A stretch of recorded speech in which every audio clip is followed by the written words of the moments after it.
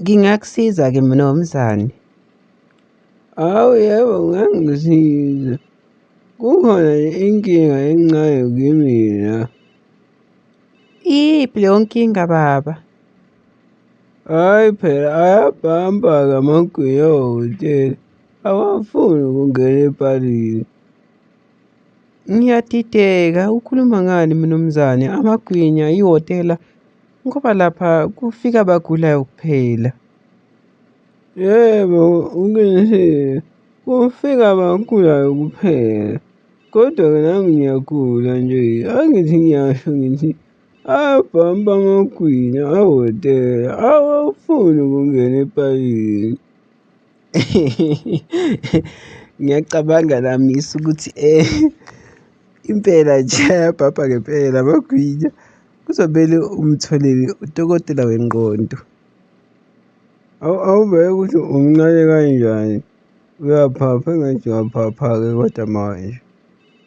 Hhayi Nkosi yami, inkinga yimi akusikuwe. Kodwa-ke phela mina angikwazi ukukhuluma izindaba zamadoda ngoba wena umfazi phela. Kodwa-ke uma ungangitholela indoda engizokhuluma nayo, kobe phela sekulula-ke lokho. Hhayi kulungile baba. Ngizocela ukuthi ungilandele, ngizokutholela owesilisa ozokwazi ukuxoxa naye ngodaba lwakho. Hawu Mnumzane, kodwa besingekho nje isidingo sokuxoxa le. Bekunani ungaxoxi lana. Awuthule, hhayi. Mnumzane konje uthengwa ngumnumzane bani? Hhayi, nguMzobe Nkosi yami, ubhodloza lo wakwaMzobe isibongo.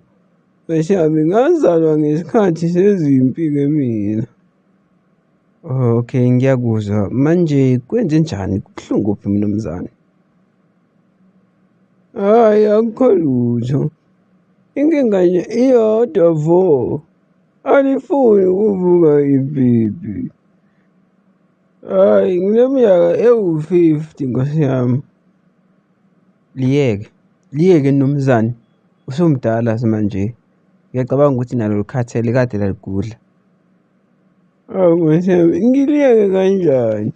Phela umfazi wami uKheliwe usayifuna lento. Uyifuna ekuseni, ayifune emini, nantambama, njalo Nkosi yami.